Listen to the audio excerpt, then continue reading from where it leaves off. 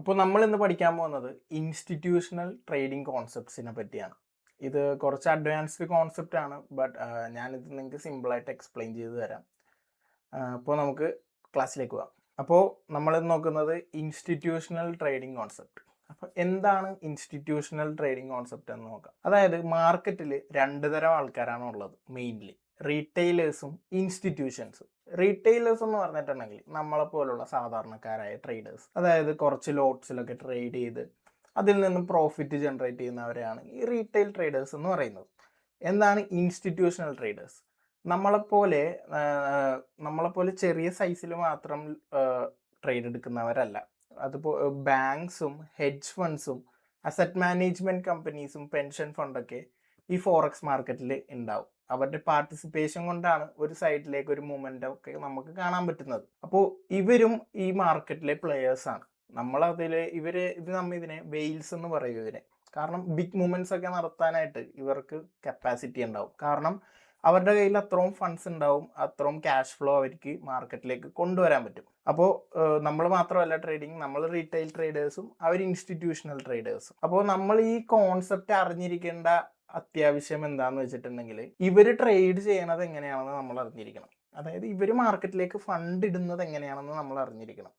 അതുകൊണ്ടാണ് മാർക്കറ്റിൽ അത്രയും മൊമെന്റം വരുന്നതെന്ന് നമ്മൾ മനസ്സിലാക്കണം. മാർക്കറ്റ് നമ്മൾ ചുമ്മാ കാണുമ്പോൾ കുറേ അപ്സ് ആൻഡ് ഡൗൺസ് ഒക്കെ കാണുന്നുണ്ട്. പക്ഷേ ഇതെന്തുകൊണ്ടാണ് സംഭവിക്കുന്നത് എന്നുള്ളതൊക്കെ പലർക്കും അറിയില്ല. അപ്പോൾ നമ്മൾ എന്തുകൊണ്ടാണ് ഇങ്ങനെ സംഭവിക്കുന്നതെന്ന് മനസ്സിലാക്കിയിരിക്കേണ്ടത് വളരെ വളരെ ഇമ്പോർട്ടൻ്റ് ആണ്. അതുകൊണ്ടാണ് നമ്മൾ ഇൻസ്റ്റിറ്റ്യൂഷണൽ കോൺസെപ്റ്റ് നമ്മളിന്ന് പഠിക്കുന്നത്. ഇൻസ്റ്റിറ്റ്യൂഷൻസ് എന്താ നോർമലി ചെയ്യുന്നതെന്ന് വെച്ചിട്ടുണ്ടെങ്കിൽ, അവര് ഒരു ബൈ ഓർഡർ പ്ലേസ് ചെയ്യും. അതായത് ഒരു എക്സാമ്പിൾ പറയുകയാണെങ്കിൽ, 100 രൂപക്ക് അവർക്ക് ഒരു കറൻസി, ഒരു സ്റ്റോക്കോ എന്തോ മേടിക്കണം. അവർക്ക് ഒരു കറൻസി മേടിക്കണം. ഫോറക്സിലാണെങ്കിൽ ഗോൾഡ് എടുത്തു. ഗോൾഡിലാണെങ്കിൽ അവർക്ക് 100 രൂപക്ക് ഗോൾഡ് മേടിക്കണമെന്നാണെങ്കിൽ അവരുടെ കയ്യിൽ ഒരു 100 കോടി ഉണ്ട്. അപ്പോൾ ഇവര് 100 രൂപക്ക് ഓർഡർ പ്ലേസ് ചെയ്ത് 100 കോടിക്ക് 100 ഓർഡേഴ്സ് എന്ന് പറഞ്ഞിട്ടുണ്ടെങ്കിൽ അവർക്കത് മേടിക്കാൻ പറ്റില്ല. കാരണം അവരുടെ കയ്യിൽ അത്രയും പൈസ ഉണ്ടെന്ന് വെച്ച് അത്രയും പൈസക്ക് മേടിക്കാനുള്ള ബയ്യേഴ്സ് ആ ഒരു പോയിന്റിൽ ഉണ്ടാവണമെന്നില്ല. അപ്പോൾ ഇവരെന്താ സംഭവിക്കുന്നത്? അപ്പോൾ ഓർഡർ ഓൾറെഡി പ്രീ പ്ലാൻഡ് ആയിട്ടുള്ള ബൈയിങ് ഇതിലേക്ക് ഓർഡർ എക്സിക്യൂട്ടായി അങ്ങനെ മുകളിലേക്ക് പമ്പാവും. ഞാനൊരു എക്സാമ്പിൾ നിങ്ങൾക്ക് കാണിച്ചു തരാം. ഓക്കെ, ഞാനിപ്പോ പറയുന്നത് നിങ്ങൾ ശ്രദ്ധിച്ച് കേട്ടോ.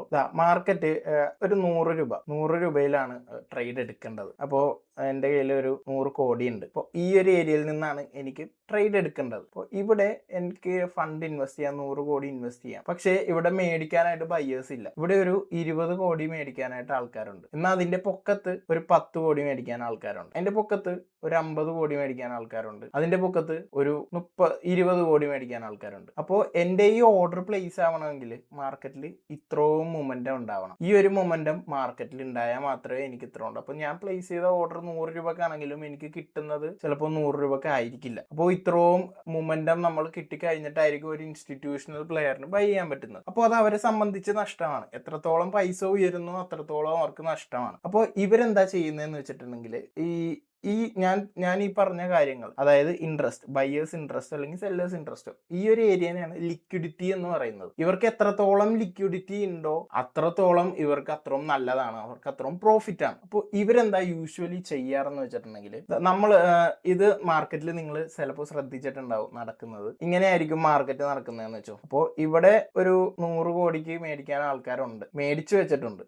ഒരു 50 കോടിക്ക് മേടിച്ചു വെച്ചിട്ടുണ്ട്. അപ്പോൾ ഇവരുടെ എല്ലാം സ്റ്റോപ്പ് ലോസ് ഇവിടെ ഉണ്ടാവും, താഴെ ഉണ്ടാവും. അപ്പോൾ ഇവിടെ എത്ര ഓർഡർ ഉണ്ടാവും? ഇവിടെ ഒരു 100 ഓർഡേഴ്സ് ഇവിടെ പെൻഡിങ് ആയിരിക്കും എന്ന് വിചാരിക്കുക. അപ്പോൾ ഇവിടെ മാർക്കറ്റ് വരുന്നുണ്ട്, മേടിച്ചു പോകുന്നുണ്ട്, മാർക്കറ്റ് വരുന്നുണ്ട്, മേടിച്ചു പോകുന്നുണ്ട്. അപ്പോൾ ഒരു ഇൻസ്റ്റിറ്റ്യൂഷണൽ പ്ലെയറെ സംബന്ധിച്ച്, ഒരു ഇൻസ്റ്റിറ്റ്യൂഷൻ കമ്പനീനെ സംബന്ധിച്ച് അവർക്ക് വേണ്ടത് കൂടുതൽ ഓർഡേഴ്സ് ആണ്. ആ കൂടുതൽ ഓർഡേഴ്സ് എവിടെ ഉണ്ടാവും? ഇവിടെ ഉണ്ടാവും. അപ്പോൾ ഇവിടെ നിന്ന് ഒരു മൂവ്മെന്റ് എടുത്ത് ഈ ഓർഡേഴ്സ് പിക്ക് ചെയ്തിട്ടായിരിക്കും അവർ മുകളിലേക്ക് പോകുന്നത്. ഈ ഒരു പ്രോസസ്സിനെ പറയുന്നതാണ് ലിക്വിഡിറ്റി ഗ്രാബ്. അപ്പോൾ ഇപ്പോൾ ഏകദേശം ഒരു ഐഡിയ കിട്ടിയെന്ന് തോന്നുന്നു ഈ ഇൻസ്റ്റിറ്റ്യൂഷണൽ പ്ലെയേഴ്സ് എങ്ങനെയാണ് വർക്ക് ചെയ്യുന്നതെന്ന്, ഇവരുടെ പ്രൈസിങ് എങ്ങനെയാ പോകുന്നതെന്ന്. ഇവർക്ക് എപ്പോഴും ലാർജ് നമ്മൾ മാർക്ക് ചെയ്തിട്ടുണ്ട്. Focus on area with high liquidity. ഞാൻ പറഞ്ഞു അവർക്ക് ഹൈ ലിക്വിഡിറ്റി ഉള്ള ഏരിയാസ് വേണം. അതുകൊണ്ടാണ് നമ്മുടെ പലപ്പോഴും ലിക്വിഡിറ്റി ഹണ്ടൊക്കെ നമുക്ക് കാണാൻ പറ്റുന്നത്. ഇവരെപ്പോഴും ലിമിറ്റ് ഓർഡേഴ്സ് പ്ലേസ് ചെയ്യും. അതായത് മോസ്റ്റ്ലി നമുക്ക് കാണുന്നത് ഇങ്ങനത്തെ ഉള്ള ഒരു മാർക്കറ്റ് അതെന്തുകൊണ്ടാന്ന് വെച്ചിട്ടുണ്ടെങ്കിൽ ഈ ഒരു മൊമെന്റം കഴിഞ്ഞിട്ടുണ്ടെങ്കിൽ ഇവിടം വരെ അവർ പറയും ഇവിടം വരെയുള്ള ബയേഴ്സിനെ മതി, അതിന്റെ അപ്പുറം പോയി ഞങ്ങൾക്ക് നഷ്ടമാണെന്ന് വിചാരിക്കും. ഓക്കെ, അപ്പോൾ അവിടം വരെ ബയേഴ്സ് പുഷ് ചെയ്യും. പിന്നീട് പുഷ് ചെയ്യുന്നത് റീറ്റെയിലേഴ്സാണ്. അപ്പോൾ അവരുടെ മൊമെന്റം കുറഞ്ഞു കഴിഞ്ഞിട്ടുണ്ടെങ്കിൽ മാർക്കറ്റ് താഴോട്ട് വരും. താഴോട്ട് വന്ന്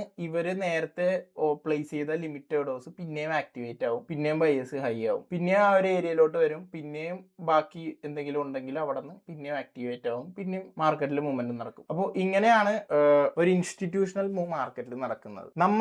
നമ്മൾ റീറ്റെയിൽ ട്രേഡേഴ്സ് ആണ്. അപ്പോൾ നമുക്ക് എന്താ ചെയ്യാൻ പറ്റുന്നതെന്ന് വെച്ചിട്ടുണ്ടെങ്കിൽ ഇവരുടെ മൂവ്മെന്റ് നമുക്ക് ഐഡന്റിഫൈ ചെയ്ത് ഇവർക്ക് എതിർക്കാൻ നമുക്ക് പറ്റില്ല. കാരണം ഇവരുടെ ഓപ്പോസിറ്റ് ഡയറക്ഷനിലൊക്കെ എടുക്കുന്നത് വളരെ മണ്ടത്തരം. കാരണം ഇവരുടെ ഹ്യൂജ് ഫണ്ട്സ് ഉണ്ട്, നമ്മളൊരു ലിമിറ്റഡ് ഫണ്ടായിട്ട് മാത്രമാണ് മാർക്കറ്റിൽ വരുന്നത്. അപ്പോൾ ഇവർ ഇതേപോലത്തെ മൂവ്മെന്റ്സ് നടത്തുമ്പോൾ ഞാനിപ്പോൾ ഈ പറഞ്ഞ കാര്യങ്ങൾ വെച്ച് നമുക്ക് ഇവരുടെ മൂവ്മെന്റ്സ് പ്രെഡിക്റ്റ് ചെയ്യാൻ പറ്റും, അല്ലെങ്കിൽ ഇവർ ഇങ്ങനത്തെ ഒരു മൂവ്മെന്റ് നടത്തിയിട്ടുണ്ടെന്ന് മാർക്കറ്റിൽ നമുക്ക് കാണാൻ പറ്റും. അപ്പോൾ ആ മൂവ്മെന്റ് ഒക്കെ ക്യാപ്ചർ ചെയ്ത് എന്താണ് മാർക്കറ്റിൽ നടക്കുന്നതെന്ന് മനസ്സിലാക്കി നമ്മൾ ആ ഒരു ഡയറക്ഷനിലേക്ക് അല്ലെങ്കിൽ ആ ഒരു കാര്യം മനസ്സിൽ ഇട്ടുകൊണ്ട് നമ്മൾ അവരുടെ ഒപ്പം നിന്ന് ട്രേഡ് എടുക്കുക എന്നതാണ് നമുക്ക് എപ്പോഴും ബെസ്റ്റ് ഓപ്ഷൻ ആയിട്ട്. അപ്പോൾ നമുക്ക് എന്താണ് ഇവരുടെ മൂവ്മെന്റിൽ നിന്ന് മനസ്സിലാകുന്നത് വെച്ചാൽ ഒരു മാർക്കറ്റ് സ്ട്രക്ചർ മാർക്കറ്റിൽ കാണുമ്പോൾ മനസ്സിലാക്കാം ഇവരുടെ ഇൻട്രസ്റ്റ് എങ്ങനെയാണ്, അല്ലെങ്കിൽ ഇവരുടെ ഇൻട്രസ്റ്റ് റിവേഴ്സ് ആയോ എന്നൊക്കെ നമുക്ക് മനസ്സിലാക്കാം. അതുപോലെ തന്നെ ലിക്വിഡിറ്റി, ഞാൻ നേരത്തെ പറഞ്ഞ പോലെ തന്നെ ലിക്വിഡിറ്റി ഗ്രാബ് ഒക്കെ കാണുമ്പോൾ നമുക്ക് മനസ്സിലാക്കാം ഇവരുടെ നെക്സ്റ്റ് മൂവ്മെന്റ് എപ്പോഴും എങ്ങോട്ടായിരിക്കാം ചാൻസ്, അല്ലെങ്കിൽ അവിടെ എന്താ നടന്നത് എന്നുള്ളൊരു കാര്യം നമുക്ക് മനസ്സിലാക്കാൻ പറ്റും. ഈ സപ്പോർട്ട് ആൻഡ് റെസിസ്റ്റൻസ് കൊണ്ട് ഉദ്ദേശിക്കുന്നത് ഒരു പെർട്ടിക്കുലർ ഏരിയയിൽ ഒരുപാട് ഓർഡേഴ്സ് ഉണ്ടാവും, ലിമിറ്റ് ഓർഡേഴ്സ് അവർ പ്ലേസ് ചെയ്തിട്ടുണ്ടാവും. ഒരു 100 ആണെങ്കിൽ 100 ഓർഡേഴ്സ് അവർ പ്ലേസ് ചെയ്തിട്ടുണ്ടെങ്കിൽ ചിലപ്പോൾ ആദ്യം വന്ന് ഹിറ്റ് ചെയ്യുമ്പോൾ 20 ഓർഡർ ആയിരിക്കും അവിടെ ഹിറ്റ് ആവുന്നത്. പിന്നെയും വന്ന് ഹിറ്റ് ചെയ്യുമ്പോൾ 20 ഓർഡേഴ്സ് ആയിരിക്കും പിന്നെ ഹിറ്റ് ആവുന്നത്. പിന്നെ വന്ന് ഹിറ്റ് ചെയ്യുമ്പോൾ ചിലപ്പോൾ 30 ആവാം. അങ്ങനെ വന്ന് ഹിറ്റ് ചെയ്ത് നിൽക്കുമ്പോൾ ഈ 100 ഓർഡേഴ്സ് എപ്പോൾ തീരുന്നോ അപ്പോൾ ആ മൂവ്മെന്റും കഴിഞ്ഞു. പിന്നീട് ഒന്നെങ്കിൽ അപ്പ് സൈഡിലേക്കോ ഡൗൺ സൈഡിലേക്കോ നമുക്ക് മൂവ്മെന്റ് എക്സ്പെക്ട് ചെയ്യാം. അപ്പോൾ സപ്പോർട്ട് ആൻഡ് റെസിസ്റ്റൻസ് എങ്ങനെയാണ് ഇവര് ഫോം ആക്കുന്നതെന്നും എങ്ങനെയാണ് ഒരു മാർക്കറ്റ് സ്ട്രക്ചർ ഫോം ആക്കുന്നതെന്നൊക്കെ ഞാൻ ഈ ക്ലാസ്സിൽ പറഞ്ഞു തന്നു. അപ്പോൾ ഈ order block, fair value gap ഒക്കെ ഇവരുടെ മൂവ്മെന്റം നടക്കുമ്പോൾ മനസ്സിലാക്കുന്നത്. കാരണം ഞാൻ പറഞ്ഞു ഒരു ഓർഡർ പ്ലേസ് ചെയ്ത് കഴിഞ്ഞാൽ അവിടെ നിന്ന് തന്നെ മാർക്കറ്റിൽ ഓർഡർ പ്ലേസ് ആവണമെന്നില്ല, പിന്നെ ഹ്യൂജ് മൂവ്മെന്റ് നടന്നിട്ടായിരിക്കാം ആ ഓർഡേഴ്സ് ഒക്കെ പ്ലേസ് ആവുന്നത്. അപ്പോൾ അവിടെ നമുക്ക് ഇവരുടെയൊക്കെ ഒരു ഫുട് പ്രിന്റ് അല്ലെങ്കിൽ ഇവർ അവിടെ ഓർഡേഴ്സ് എടുത്തു എന്നൊക്കെ മനസ്സിലാക്കാനായിട്ട് നമുക്ക് ഓർഡർ ബ്ലോക്സ് കാണാൻ പറ്റും, ഫെയർ വാല്യൂ ഗ്യാപ്സ് കാണാൻ പറ്റും. അതുപോലെ തന്നെ വോളിയം ചാർട്ട് യൂസ് ചെയ്യുവാണെങ്കിൽ വോളിയമിൽ വരുന്ന ചേഞ്ചസും നമുക്ക് കാണാൻ പറ്റും. ഒരു എക്സാമ്പിൾ ഞാൻ കാണിച്ചു തന്നെയാണെങ്കിൽ ഇതിപ്പോ ഗോൾഡിന്റെ ചാർട്ടാണ്. ഇവിടെ നിങ്ങൾക്ക് കണ്ടോ ഈ ഒരു ക്യാൻഡിൽ ഫോം ആയി, വോളിയത്തിൽ വന്ന മാറ്റം. സാധാരണ ഇത്രയും ഈ ഒരു വോളിയത്തിൽ വന്നുകൊണ്ടിരുന്ന വെച്ചാൽ മാർക്കറ്റ് ഈ ഒരു ഏരിയ എത്തിയപ്പോൾ അല്ലെങ്കിൽ ഈ ഒരു മൂവ്മെന്റ് നടന്നപ്പോൾ വോളിയം കൂടി. അതിനർത്ഥം എന്താ, ഇൻസ്റ്റിറ്റ്യൂഷൻസിന്റെ പാർട്ടിസിപ്പേഷൻ അവിടെ മാർക്കറ്റിൽ വന്നിട്ടുണ്ട്. അപ്പോൾ ഇങ്ങനെയൊക്കെയാണ് നമ്മൾ ഇൻസ്റ്റിറ്റ്യൂഷന്റെ മൂവ്മെന്റം മാർക്കറ്റിൽ ഐഡന്റിഫൈ ചെയ്യുന്നത്. നമ്മൾ ഇതിൽ നിന്നൊക്കെ മനസ്സിലാക്കേണ്ടത്, അല്ലെങ്കിൽ നമ്മൾ ഇതൊക്കെ മനസ്സിലാക്കിയിട്ട് എന്താ ചെയ്യേണ്ടതെന്ന് വെച്ചിട്ടുണ്ടെങ്കിൽ അവർ എത്രത്തോളം വലുതാണ് അല്ലെങ്കിൽ എത്രത്തോളം ഓർഡേഴ്സ് മാർക്കറ്റിലേക്ക് വന്നിട്ടുണ്ടെന്ന് ഐഡന്റിഫൈ ചെയ്യാൻ പറ്റുന്ന ടൂൾസ് ഒക്കെ നമുക്കുണ്ട്. അപ്പോൾ അതിനനുസരിച്ച് മാത്രം ട്രേഡ്സ് ഒക്കെ പ്ലാൻ ചെയ്യുക. അപ്പോൾ അതുപോലത്തെ ഒരു ഇനീഷ്യൽ മൊമെന്റ് കണ്ടു കഴിഞ്ഞിട്ടുണ്ടെങ്കിൽ നമ്മൾ ആ ഒരു ഏരിയ കീ ലെവലായിട്ട് മാർക്ക് ചെയ്യുക. അങ്ങോട്ട് വരുമ്പോൾ നമ്മുടെ കൺഫർമേഷൻ ടെക്നിക്ക് യൂസ് ചെയ്ത് നമ്മൾ ഒന്നും കൂടി വെരിഫൈ ചെയ്യുക നമ്മുടെ ഡയറക്ഷനും മാർക്കറ്റിന്റെ ഡയറക്ഷനും സെയിം ആണെന്ന്. എന്നിട്ട് മാത്രം ട്രേഡ്സ് ഒക്കെ പ്ലേസ് ചെയ്യുക. പിന്നെ നമ്മുടെ ട്രേഡിംഗ് പ്ലാൻ എപ്പോഴും ഫോളോ ചെയ്യുക. ഇതൊക്കെ നമ്മുടെ മനസ്സിൽ വെക്കേണ്ട കാര്യങ്ങളാണ്. ഇതൊരിക്കലും ബ്ലൈൻഡ് ആയിട്ട് നമ്മൾ ഒന്നും വിശ്വസിക്കരുത്. നമുക്കൊരു ട്രേഡിംഗ് പ്ലാൻ ഉണ്ടാവണം. ആ പ്ലാൻ ആയിരിക്കണം നമ്മൾ വിശ്വസിക്കേണ്ടതും നമ്മൾ മാർക്കറ്റിൽ അപ്ലൈ ചെയ്യേണ്ടതും. അപ്പോൾ ഇൻസ്റ്റിറ്റ്യൂഷൻസ് എങ്ങനെയാണ് മാർക്കറ്റിനെ മാനിപ്പുലേറ്റ് ചെയ്യുന്നതെന്നും മാർക്കറ്റിന്റെ മൂവ്മെന്റ്സ് കൊണ്ടുവരുന്നതെന്നും ഞാൻ ഈ വീഡിയോയിൽ എക്സ്പ്ലെയിൻ ചെയ്തു. അപ്പോൾ ഓക്കെ, നമുക്ക് അടുത്ത വീഡിയോയിൽ കാണാം.